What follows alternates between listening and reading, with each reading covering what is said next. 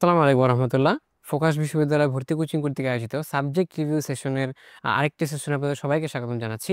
আজকে আমরা যে সাবজেক্টটি নিয়ে কথা বলবো সেটি খুবই গুরুত্বপূর্ণ একটি সাবজেক্ট, খুবই ইন্টারেস্টিং একটি সাবজেক্ট, এবং সাবজেক্ট হচ্ছে জাপানিজ স্টাডিজ।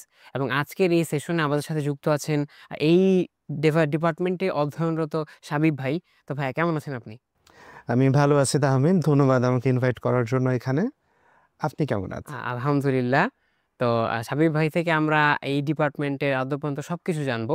এই ডিপার্টমেন্টে কি পড়ানো হয়ে থাকে, এই ডিপার্টমেন্টটা আসলে কি, কোর্স কন্টেন্টগুলো কি কি, এবং মোস্ট ইম্পর্টেন্টলি ডিপার্টমেন্টার ক্যারিয়ার ফ্যাসিলিটিস এবং হায়ার স্টাডিজের অপরচুনিটিসগুলো কি কি, এই বিষয়গুলো জানার চেষ্টা করব। তো প্রথমতই সাবির ভাই, এই ডিপার্টমেন্টটা জাপানিজ স্টাডিজ ডিপার্টমেন্ট আসলে কি, মানে আসলে ডিপার্টমেন্টটার ব্যাপারে যদি কিছু বলেন। জাপানিজ স্টাডিজ ডিপার্টমেন্ট সম্পর্কে যদি একটু বলতে চাই, জাপানিজ স্টাডিজ ডিপার্টমেন্ট এটা হচ্ছে বাংলাদেশের প্রথম area studies department and the most prominent area studies department in the whole country.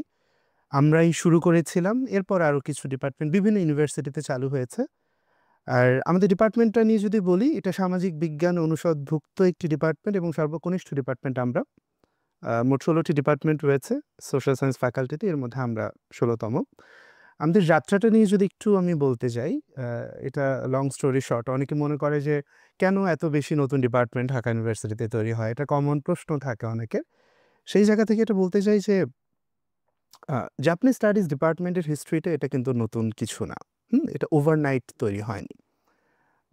Area studies প্রোগ্রামটা কেন একটা দেশের জন্য গুরুত্বপূর্ণ আমি যদি একটা বলি, একটা ডেভেলপিং কান্ট্রি যে দেশটা তৈরি হচ্ছে, যে জিনিসটা একটা জার্নির মধ্যে আছে, তাদেরকে কিছু এক্সাম্পল নিতে হয়। হ্যাঁ, এই এক্সাম্পলটা হয় উন্নত দেশগুলোর, যেহেতু উন্নত দেশগুলো অলরেডি সে স্ট্রাগলের মধ্যে দিয়ে গেছে, পলিটিক্যাল, ইকোনমিক্যাল, বিভিন্ন স্ট্রাগল। হ্যাঁ, সো এক্সপিরিয়েন্সটা নেওয়ার জন্য কিছু এক্সাম্পলের দরকার হয়। এই জন্য একটা দেশের জন্য এই স্টাডিজ প্রোগ্রামটা খুবই গুরুত্বপূর্ণ।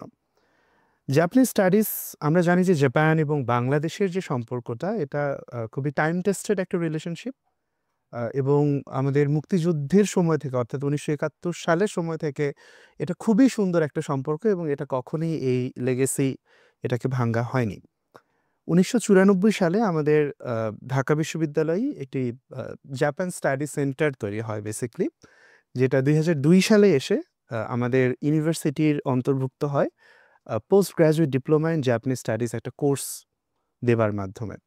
এবং ২০০৬ সালে এসে একটা ফুল ফ্লেজড প্রফেশনাল মাস্টার্স কোর্সে এটা চলে আসে। এবং সেই সময় থেকে না একটা প্ল্যান করা হয় যে এই যে জাপান স্টাডি সেন্টার একটা ছোট পরিসরে তৈরি হয়েছে, এটাকে কীভাবে ডিপার্টমেন্টে নিয়ে যাওয়া যায়।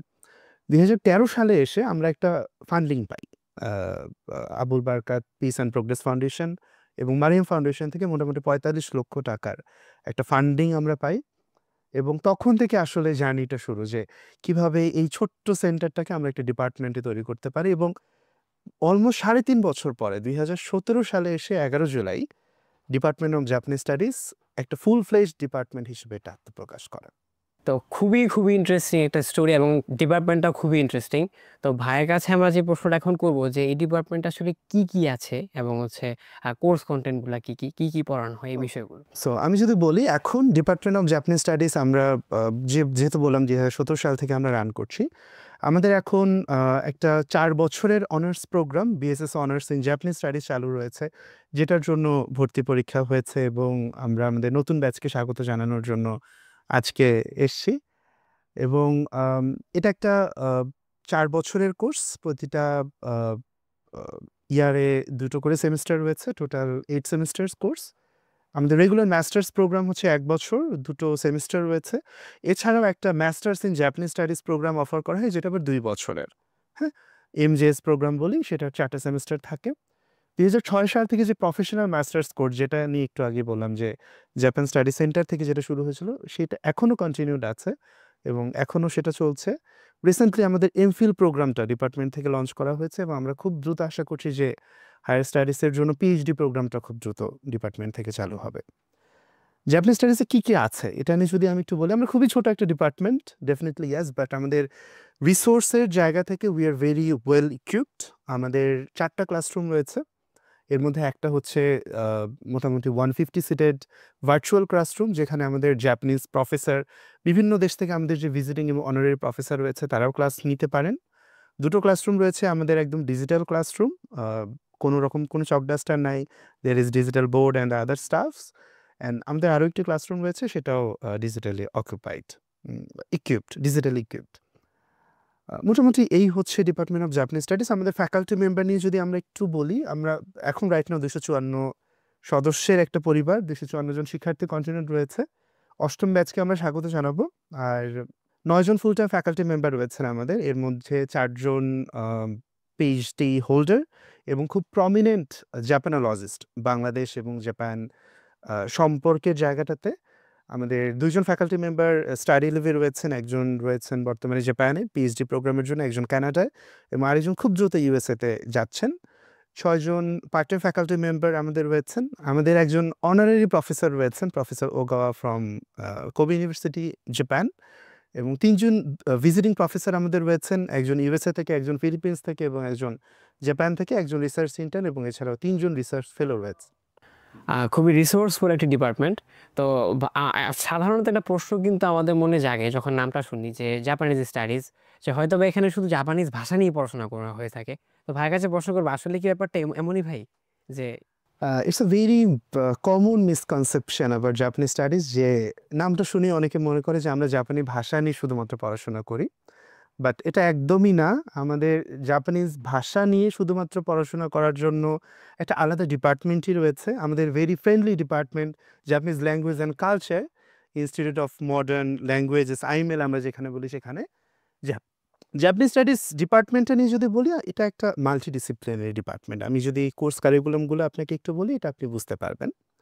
তো আমাদের স্টুডেন্টরা, তারা মানে যখনই আসবে, তাদের প্রথম 2টো সেমিস্টার তারা কিছু ফান্ডামেন্টাল কোর্স তাদের করতে হয়। 4টা ফান্ডামেন্টাল কোর্স রয়েছে: principal of sociology, political science, economics and statistics. এর পরবর্তীতে তারা কিছু কোর্স করে বাকি সেমিস্টারগুলোতে, যেগুলো সোললি অ্যাবাউট জাপান।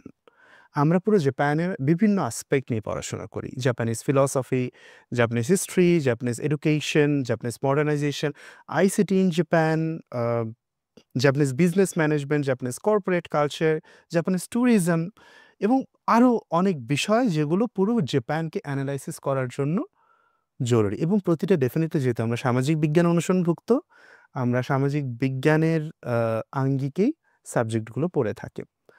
এর আপনি যদি একটু লক্ষ্য করেন, আপনি কি এখানে খেয়াল করছেন যে মাল্টিডিসিপ্লিনারি ডিপার্টমেন্ট আমি কী কারণে বললাম? যেহেতু এটা একটা সোশ্যাল সায়েন্স ডিসিপ্লিনের একটা সাবজেক্ট, হ্যাঁ?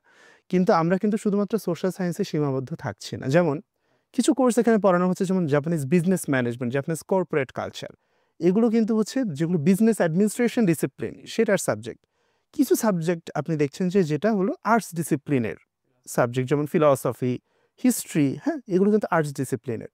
সায়েন্স ফ্যাকাল্টিরও কিন্তু কিছু সাবজেক্ট আমরা কিন্তু সেই ডিসিপ্লিনেরও পড়ছি, যেমন আইসিটির ব্যাপারটা আমরা পড়ছি, আমরা হলো স্ট্যাটিস্টিক্স করছি। তো বিভিন্ন ডিসিপ্লিনকে একীভূত করে কিন্তু জাপানিজ স্টাডিজ ডিপার্টমেন্ট, এবং এ কারণেই কিন্তু এটা একটা মাল্টিডিসিপ্লিন ডিপার্টমেন্ট আমরা আসলে বলে থাকি। এরপরে কিছু কোর্স আসে যেগুলো হচ্ছে আমরা কম্পারেটিভ স্টাডিজ পড়ি। ডেফিনেটলি জাপানকে সেন্টার করি, যেমন Japan and Bangladesh relationships, Japan in international affairs, Japan and China. Definitely Japan নিয়ে যখন আমরা কথা বলি, চায়না নিয়ে আমাদের কথা বলতে হবে। Japan in south Asia, Japan in south east Asia. So এই বিভিন্ন অ্যানালিটিক্যাল এবং কম্পারেটিভ কোর্স আমরা পড়াশোনা করি এর পরবর্তী জায়গাগুলোতে। এবং ডেফিনেটলি ইয়েস, আমি শুরুতেই বলেছি Japanese studies is not solely about the language, but এমনটা না যে আমরা ল্যাঙ্গুয়েজকে ফেলে দিয়েছি। জাপানিজ স্টাডিজের স্টুডেন্টদেরও ল্যাঙ্গুয়েজ পড়তে হয়, এবং 3 বছর টোটাল 6টা সেমিস্টারে ম্যান্ডেটরি জাপানিজ ল্যাঙ্গুয়েজ কোর্স থাকে, এবং আমাদের প্রতিটা সেমিস্টারে 4টা করে কোর্স হয়। এর মধ্যে প্রথম 3টা বছর একটা করে কোর্স ল্যাঙ্গুয়েজের জন্য এটা ম্যান্ডেটরি, এবং এটা প্রাইমারি লেভেল থেকে ইন্টারমিডিয়েট লেভেল পর্যন্ত কভার আপ করে থাকে স্টুডেন্টদের। এছাড়াও কিছু অপশনাল কোর্স রয়েছে, কানজি বলে একটা ব্যাপার হয়, হ্যাঁ? সো এটা কি একটু কঠিন, কিছু চাইনিজ ফন্ট জাপানিজে ইউজ করা হয়। তো সেই কানজি কোর্স, এটার 2টো অপশনাল কোর্স রয়েছে। এছাড়াও কেউ যদি চায় যে জাপানিজ ল্যাঙ্গুয়েজেই সে মেজর করবে, সে অ্যাডভান্স জাপানিজ রাইটিং বলে একটা কোর্স রয়েছে, সেটাও সে অ্যাভেল করতে পারে। এটা একটা অপশনাল কোর্স বেসিক্যালি।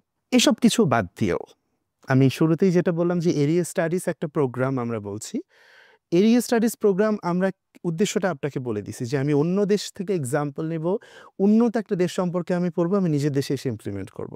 তো আমি বাংলাদেশে বসে আছি, আমার বাংলাদেশ সম্পর্কে জানতে হবে, আমাদের বাংলাদেশ স্টাডিজ কোর্স রয়েছে। এছাড়াও research methodology, social science research methodology একটা কম্পালসারি কোর্স আমাদের স্টুডেন্টদের করতে হয়, যেখানে তারা রিসার্চ সম্পর্কে জানে। খুবই গুরুত্বপূর্ণ একটি কোর্স এই জায়গা থেকে। আপনাকে এটাও জানাতে চাই যে জাপানিজ স্টাডিজ ডিপার্টমেন্টে অনার্স এবং মাস্টার্স দুটোতেই থিসিস কম্পালসারি, বাট চেষ্টা করা হচ্ছে। আমরা টিচারদের জানিয়েছি এবং তারা খুবই ফ্রেন্ডলি ফ্যাকাল্টি মেম্বার্স আমাদের। অনেকে দেখা যায় যে ইন্টার্নশিপটা প্রেফার করে থাকে, সেটা নিয়েও কথা হচ্ছে যে অনার্সে থিসিসের পরিবর্তে ইন্টার্নশিপটা এটা ইনক্লুড করা যায় কিনা। সো এই ছিল মোটামুটি যে জাপানিজ স্টাডিজে যা পড়ানো হয়ে থাকে। তো ভাইয়ের কাছ থেকে আমরা এ যাবৎ ডিপার্টমেন্টে কি পড়ানো হয়ে থাকে খুবই ইন্টারেস্টিং ওয়েতে ভাই আমাদেরকে বললেন, এবং আমাদের এই মিসকনসেপশনটাও দূর হইলো যে জাপানিজ স্টাডিজে কিন্তু জাস্ট জাপানের ভাষাটা শেখানো হয় না, এটা একটা টোটাল এরিয়া স্টাডি।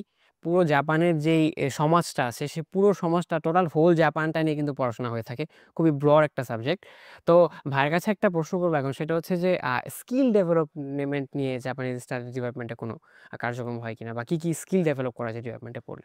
ধন্যবাদ আহমেদ, খুব সুন্দর একটা প্রশ্ন করেছেন। আসলে এই বিষয়টা না আমরা অনেক সময় ইগনোর করে যাই যে ইউনিভার্সিটি লাইফ, আমাদের টিচার একটা কথা বলে থাকেন যে it's not only about the academics and the course curriculum. Skill development এই জিনিসটা অনেক বেশি গুরুত্বপূর্ণ। তো ডিপার্টমেন্টে আমরা ভেরি গ্ল্যাড টু নো যে আমাদের দুটো ল্যাব রয়েছে। একটা হচ্ছে ল্যাঙ্গুয়েজ ল্যাব, যেটা একদম 30 সিটেড একটা ডিজিটাল ল্যাঙ্গুয়েজ ল্যাব, এবং আরেকটা রয়েছে কম্পিউটার ল্যাব। আমাদের একটা সেমিনারও রয়েছে, সেমিনার রুম, যেখানে স্টুডেন্টসরা তারা হচ্ছে বই পারচেস করতে পারে, বই পড়তে পারে, নির্দিষ্ট সময়ের জন্য ধারও নিতে পারে। ভেরি গ্ল্যাড টু নো এই জিনিসটা যে জাপানিজ স্টাডিজ ডিপার্টমেন্ট এটা হচ্ছে খুবই, যারা বিশেষ চাহিদা সম্পন্ন মানুষ রয়েছে, অনেক সময় দেখা যায় অনেক ডিপার্টমেন্টে তারা কিছুটা প্রবলেম ফেস করে পড়াশোনার ক্ষেত্রে, যে তাদের ম্যাটেরিয়ালসগুলো থাকছে না। বাট জাপানিজ স্টাডিজ ডিপার্টমেন্টে এই অসুবিধাটা নেই। আমাদের ফ্যাকাল্টি মেম্বাররা খুবই ফ্রেন্ডলি, এবং ভেরি রিসেন্টলি আমাদের দৃষ্টি প্রতিবন্ধী যে আমাদের শিক্ষার্থীরা রয়েছে তাদের জন্য প্রতিটা কোর্সের ব্রেইল বুক লঞ্চ করা কিন্তু হয়ে গেছে। এবার আপনার প্রশ্নে যেটা চলে আসে স্কিল ডেভেলপমেন্টের জন্য, আমাদের ক্লাস 4 দিন থাকে, রবিবার থেকে বুধবার, and Thursday is our fun day. Department কিন্তু বৃহস্পতিবার বন্ধ থাকছে না।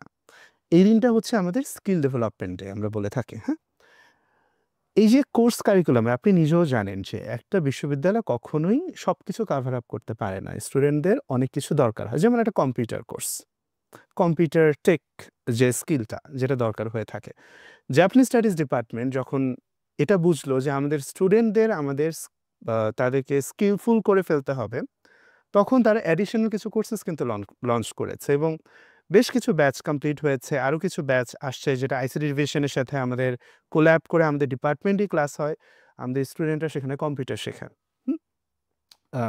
জাপানিজ স্পিকিং কোর্স, কারণ শুধুমাত্র তো পড়লেই হবে না, আমাদের স্পিকিং এবিলিটি এটাও বাড়াতে হবে।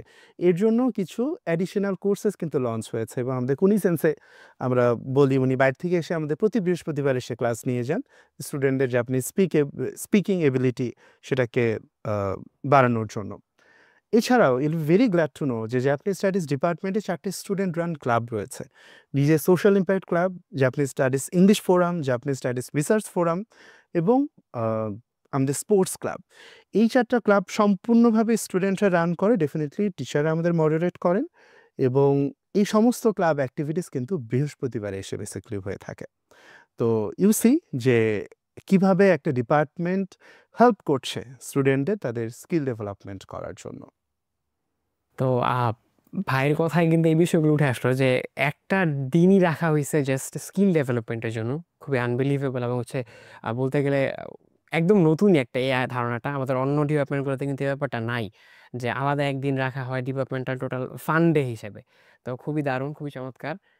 তো তারপরে আমরা, যেহেতু ডিপার্টমেন্টটা খুবই ইন্টারেস্টিং এবং খুবই দারুণ একটা ডিপার্টমেন্ট, তো এই ডিপার্টমেন্টটা পেতে হলে ভাই সিরিয়ালে কত থেকে কততমের মধ্যে থাকাটা সেফ আপনি মনে করেন? ওকে, সো আমরা খুবই নতুন পরিবার, অনেকে আমাদের সম্পর্কে জানে না, তো সেই হিসেবে জাপানিজ স্টাডিজ এখন পর্যন্ত পাওয়া খুবই সহজ, এবং তবে দিন দিন কিন্তু কম্পিটিশনটা বেড়ে যাচ্ছে। আপনি অলরেডি জানেন যে একমাত্র এখন ডি ইউনিট যেহেতু উঠে গেছে, এখন ডি ইউনিটের এক্সাম হয় না।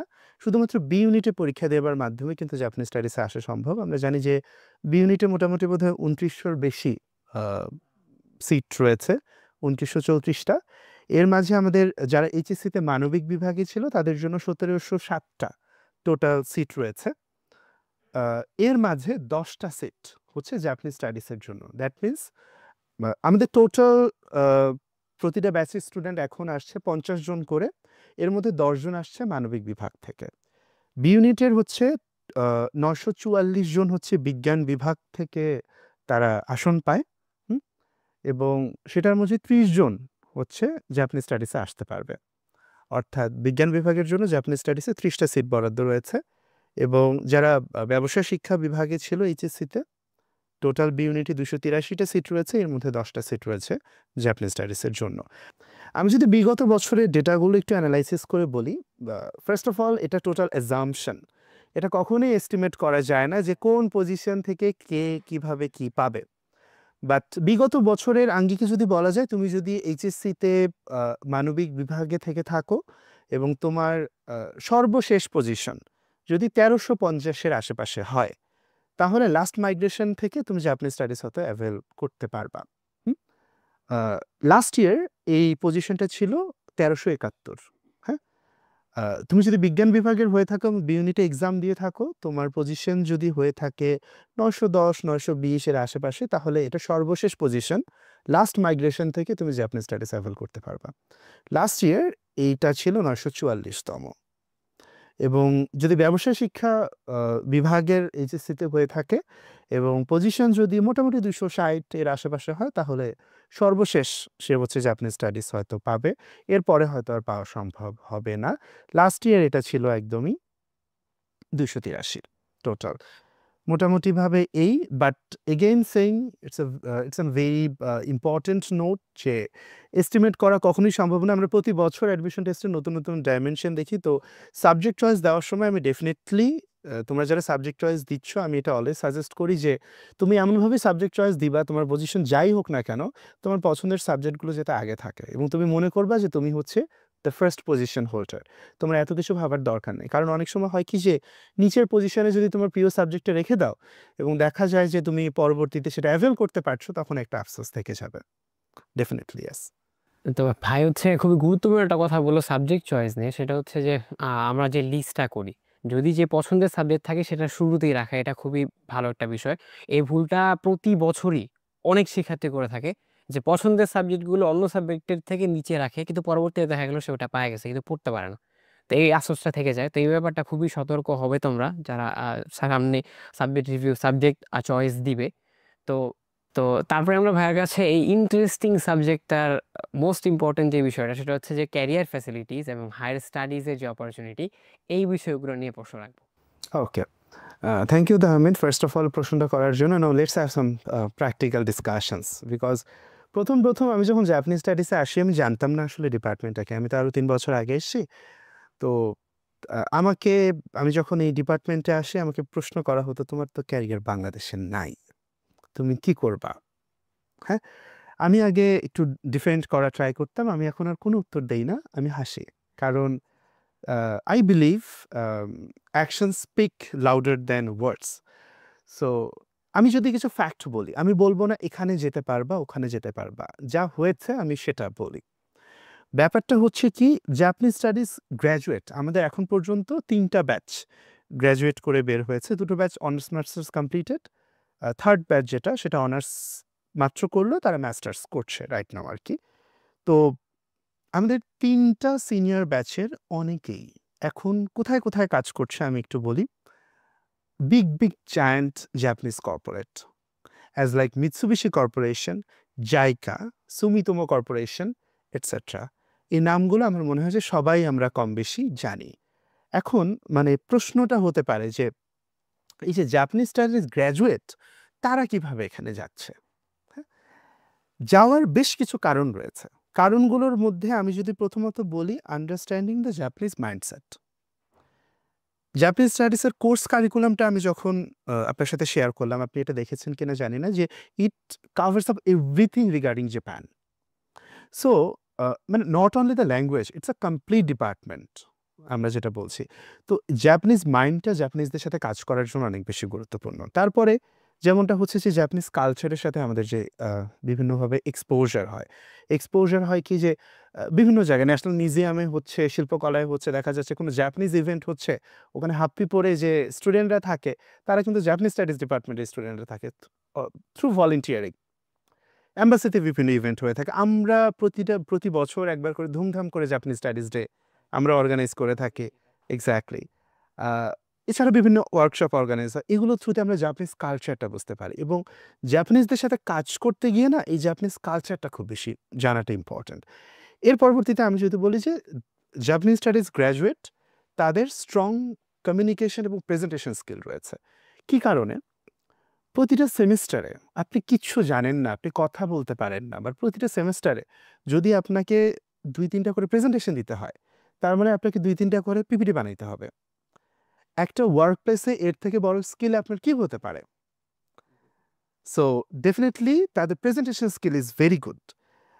ফোর্থলি আমি যদি বলি যে এখানে আমাদের অনার্স মাস্টার্স দুটোই থিসিস করানো হচ্ছে। প্রতিটা সেমিস্টারে আমাদের একটা করে টার্ম পেপার প্রতিটা কোর্সে সাবমিট করতে হয়, এবং সেটা মানে নরমাল অ্যাসাইনমেন্ট, ইন্ট্রোডাকশন, কি বলে ওটা, অ্যানালাইসিস, কনক্লুশন দিয়ে না।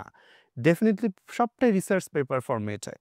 এটার ফলে কি হয় যে কেউ যদি রিসার্চে নাও যেতে চায়, আপনার ওয়ার্ক প্লেসে গিয়ে তো বিভিন্ন প্রতিবেদন বানাতে হয়, ডকুমেন্ট তৈরি করতে হয়, সেটা গিয়ে না তারা বেশ ভালো পারে। সো এই সফট স্কিলগুলো তাদের না ডেভেলপড হয়ে যায়। এবং আরেকটা যেটা ইম্পর্টেন্ট থিং, তারা হচ্ছে জাপানিজ ল্যাঙ্গুয়েজটা যেমন ভালো পারে, তারা ইংলিশটাও ভালো পারে। তো বাংলাদেশে যে সকল জাপানিজ কোম্পানি আসলে কাজ করছে, সেইখানে না এটা একটা বড় সুযোগ যে জাপানিজ স্টাডিজ গ্র্যাজুয়েট তারা ইংলিশটা যেরকম ভালো পারছে, জাপানিজটাও সেরকম ভালো পারছে। সো তাদের একটা চাহিদা তৈরি হয়েছে এই জায়গাটাতে, এবং যে জিনিসটা অনেক ইগনোর করেছে, we have a very strong alumni network. Because আপনাকে অলরেডি বললাম যে ডিপার্টমেন্ট অফ জাপানিজ স্টাডিজ ২০১৭ সালের আগে ২২ বছরের একটা সাকসেসফুল অপারেশনের রেকর্ড রয়েছে। That means we have a huge alumni network, যারা বিভিন্ন জাপানিজ কোম্পানিতে কাজ করছে, বিভিন্ন সরকারি বেসরকারি সেক্টরে কাজ করছে। ডেফিনেটলি কানেকশন ম্যাটার্স এখনকার যুগে এসে। তো এই সকল কারণে দেখা যায় যে জাপানিজ স্টাডিজ গ্র্যাজুয়েটদের বাংলাদেশে বসেই আপনি খুবই খুশি হবেন এটা জেনে যে বাংলাদেশে ৩৫০-র উপর জাপানিজ কোম্পানি তারা কাজ করছে, এবং এই গ্রাফটা না দিন দিন বাড়ছে। এবং রান করার জন্য ডেফিনেটলি তাদের লোক দরকার, স্কিলফুল লোক দরকার, এবং সেজন্য জাপানিজ স্টাডিজ গ্র্যাজুয়েটদের একটা বিশেষ চাহিদা রয়েছে বাংলাদেশে বসেই জাপানিজ কোম্পানিতে কাজ করার জন্য। তো এটা খুবই একটা মিথ যারা বলে যে আসলে বাংলাদেশে তো তোমাদের কোনো ক্যারিয়ার ফিল্ড নাই। আরেকটা যেটা আমি বলবো যে খুব মানে ভালো প্রশ্ন, আমি আরেকটা সেক্টর থেকে আমাকে মানুষজন করে যে জাপানিজ স্টাডিজ তার মানে তুমি জাপান যাবা। ডেফিনেটলি এই সুযোগটা রয়েছে, এবং এই সুযোগটা খুব ভালো মতোই রয়েছে। কি কারণে? হায়ার স্টাডিজ এবং রিসার্চের, যারা রিসার্চে যেতে চায়, একাডেমিয়াতে যেতে চায়, হায়ার স্টাডিজের জন্য বাইরে যেতে চায়, তাদের জন্য যদি একটু বলে থাকি, আমাদের একটা স্কলারশিপ হয় জাপানিজ এডুকেশন মিনিস্ট্রি প্রোভাইড করে থাকে, নেক্সট স্কলারশিপ বলে থাকে basically. Exactly, very renowned scholarship, যেটা পাওয়ার জন্য অন্য ডিসিপ্লিনের প্রচুর প্রতিযোগিতা। লাইক আপনার ফরেন মিনিস্ট্রি থেকে একটা সার্কুলার বের করবে, সেখানে আপনাকে রিটেন এক্সাম দিতে হবে। এর পরবর্তীতে আপনাকে অ্যাম্বাসিতে একটা রিটেন এক্সাম দিতে হবে, তারপর ভাইবা দিতে হবে। এরপরে আপনার আবার Japanese language proficiency test, JLPT যেটাকে বলে, সেটার সার্টিফিকেট শো করতে হবে। বাট জাপানিজ স্টাডিজ ডিপার্টমেন্টের জন্য will be very glad to no, এগুলো কোনো হ্যাপাই আমাদের পোহাইতে হয় না, কারণ টোটালি একটা আলাদা সার্কুলারই বের হয় আমাদের জন্য। সো আমাদের ডিপার্টমেন্ট থেকে ডিরেক্ট রিকমেন্ডেশন যে অ্যাম্বাসি শুধুমাত্র ভাইবা দিয়ে তাদেরকে পাঠিয়ে দেয়। অ্যাজ অফ জানুয়ারি 2025 আমাদের টোটাল ১১ জন গ্র্যাজুয়েট, ৩টা ব্যাচ বের হয়েছে, তাদের মাঝে ১১ জন গ্র্যাজুয়েট জাপানে এখন মিক্সড স্কলারশিপ নিয়ে পড়তে গেছে। তারা ১ বছর মাস্টার্স করছে, তারপর ৪ বছর পিএইচডি প্রোগ্রাম করছে। It's fully funded by Japanese education ministry. এছাড়াও এই মিক্সড স্কলারশিপ এটা বাদ দিয়েও বিভিন্ন স্কলারশিপ নিয়ে তারা কিন্তু জাপান যাচ্ছে। মোস্টলি দেখা যায় যে তারা মাস্টার্স করার জন্য যাচ্ছে, এবং not only Japan, by the way, বিশ্বের ৮০টা দেশে including Oxford University and Harvard University. You'll be very glad to know তারা জাপানিজ স্টাডিজ এই কোর্সটা তারা প্রোভাইড করে। তো শুধুমাত্র জাপানিজ স্টাডিজে পড়ে যে শুধুমাত্র জাপান যাইতে হবে এটার কোনো অর্থ নেই। আমাদের গ্র্যাজুয়েট তারা সাউথ কোরিয়া যাচ্ছে, তারা ইউএসএতে যাচ্ছে, তারা কানাডায় যাচ্ছে, তারা বিভিন্ন দেশে যাচ্ছে হায়ার স্টাডিজের জন্য বেসিকলি। এবং রিসার্চের দিক থেকে যদি আমি একটু বলতে যাই, ডিপার্টমেন্ট আমরা রিসার্চ ফেসিলিটিসের এই জায়গা থেকে খুবই এনরিচড। আমরা ছোট ডিপার্টমেন্ট হওয়া সত্ত্বেও আমি অলরেডি বলেছি আমাদের 4 জন খুবই প্রমিনেন্ট জাপানোলজিস্ট রয়েছেন। আমাদের ফাউন্ডিং চেয়ারম্যান একজন visionary economist professor doctor Abul Barkat sir, ওনাকে সবাই চিনে। তো এখন পর্যন্ত ডিপার্টমেন্ট দেখা গেছে 3টি ডাবল পিয়ার রিভিউড তারা জার্নাল বের করেছে, 16টার বেশি আমাদের ইন্টারন্যাশনাল হাইব্রিড সেমিনার হয়েছে, সিম্পোজিয়াম হয়েছে, কনফারেন্সেস হয়েছে। এবং এই সকল জায়গায় না আন্ডার গ্র্যাজুয়েট স্টুডেন্ট যারা রিসার্চে ইন্টারেস্টেড তাদের রিসার্চ পেপার ইনক্লুডেড হয়েছে। That means department, Japanese studies department as a department as an institution একটা প্রিভিলেজ স্টুডেন্টদের জন্য যারা স্টুডেন্ট অবস্থাতে থেকেই রিসার্চ পেপার পাবলিশ করতে চায়, রিসার্চে আগ্রহী। এবং আমাদের ফ্যাকাল্টি মেম্বাররা খুবই ফ্রেন্ডলি, ইচ অফ দেম। কেউ যদি শিখতে চায়, এবং আমাদের একটা পার্টিকুলার ক্লাবই রয়েছে, আমি বলেছি জাপানিজ স্টাডিজ রিসার্চ ফোরাম, এই সকল প্ল্যাটফর্মের থ্রুতে যারা আসলে রিসার্চ এনথুজিয়াস্ট তারা ডেফিনেটলি রিসার্চে তাদের যে প্রোগ্রেস সেটা স্টুডেন্টের অবস্থাতেই করে ফেলতে পারে। আরেকটা যেটা জিনিস হয় কি যে আফটার গ্র্যাজুয়েশন এবং আফটার পোস্ট গ্র্যাজুয়েশন অনেকেরই একটা ঝামেলা পোহাতে হয় যে তারা কোথায় যাবে, কিভাবে যাবে, তারা অ্যাক্সেসটা পায় না। অনেক সময় ফ্যাকাল্টিদের মেইল করছে, জাস্ট মেইল করছে টিচারদের, কিন্তু কোনো রেসপন্স পাচ্ছে না। You be very glad to know Japanese studies ডিপার্টমেন্টের জাপানের 11টা প্রমিনেন্ট মানে টপ র্যাঙ্কড ইউনিভার্সিটির সাথে পার্টনারশিপ রয়েছে, including Kobe University, Naga University সহ মোট 11টা ইউনিভার্সিটি। তো এই যে প্রসেসটা, তা আমি কার আন্ডারে গিয়ে আমার পিএইচডিটা করব, কার আন্ডারে গিয়ে আমি হয়তো আমার এমফিলটা করব, অথবা আমার হায়ার স্টাডিজ প্রোগ্রামটা করব, এই জার্নিটা না খুবই ইজিয়ার বেসিক্যালি জাপানিজ স্টাডিজ ডিপার্টমেন্টের জন্য। এটাতে গেল স্পেশালাইজড সেক্টর, শুধুমাত্র জাপানিজ স্টাডিজ গ্র্যাজুয়েটদের জন্য কি সেটা তো আমি বললাম। বাংলাদেশের প্রেক্ষাপটে আমি যদি আপনাকে একটু বলি যে সরকারি চাকরি করার জন্য বিসিএস দেবার জন্য আসলে কোনো স্পেশাল একাডেমিক কোয়ালিফিকেশনের দরকার হয় না। তো আপনি যদি গভর্নমেন্ট জবে যেতে চান, আপনি অলরেডি জানেন, আপনি যদি বিসিএস দিতে চান, ব্যাংক জবে যেতে চান, ওটার পড়াশোনা না টোটালি আলাদা, এবং সেখানে সবাই যেতে পারে। ডেফিনেটলি জাপানিজ স্টাডিজ গ্র্যাজুয়েটরাও সেখানে যেতে পারে। তাদের জন্য এই ফিল্ডটা, যে ফিল্ডটা আসলে সবাই যেতে চায়, আর ডেফিনেটলি ইয়াস ঢাকা ইউনিভার্সিটিতে পড়তে এসছে মানে অনেক একটা বড় পোর্শনের একটা ব্যাপার থাকে যে তারা বিসিএস দিবে, সেই সুযোগটাও কিন্তু ওপেন রয়েছে। এবং এমনটা না যে আমাদের সব গ্র্যাজুয়েটরা বা স্টুডেন্টরা তারা শুধু জাপান যেতে চায় বা জাপানিজ কর্পোরেটে তারা কাজ করতে চায়, তারা কিন্তু সরকারি চাকরির জন্য পড়াশোনা করছে।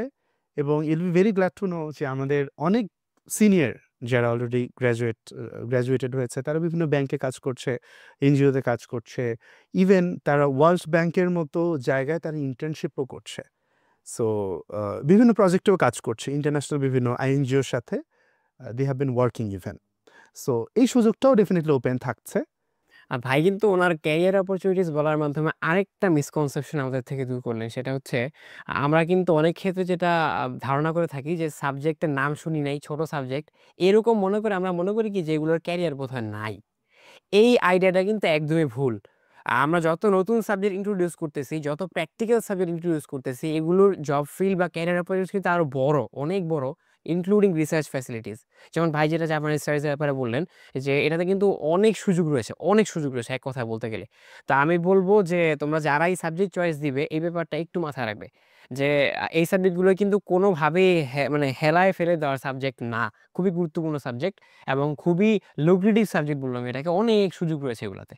তো ভাই এই সাবজেক্টে অনেকেই আসবে এবং আপনার জুনিয়ররা অনেকে আসবে এই বছরই, যেহেতু পরীক্ষা হয়ে গেছে। তো প্রথমত যেটা হয় যে যেহেতু সাবজেক্টটা নতুন প্রথমত, এবং হচ্ছে অনেকে বুঝে না, এসেই বুঝে না ব্যাপারটা, কারণ আমরা যে মেইন স্ট্রিম থেকে আসি সেটার সাথে এটার কোনো মানে মিলই নেই এক কথায় বলতে গেলে। তো প্রথম দিকে এসে অনেকে হয়তো বা এই ভুলটা করে যে ডিপার্টমেন্ট বুঝে উঠতে না পারার কারণে অনেক সময় অনেকে হাল ছেড়ে দেয় বা অনেকে রেজাল্ট ভালো করতে পারে না।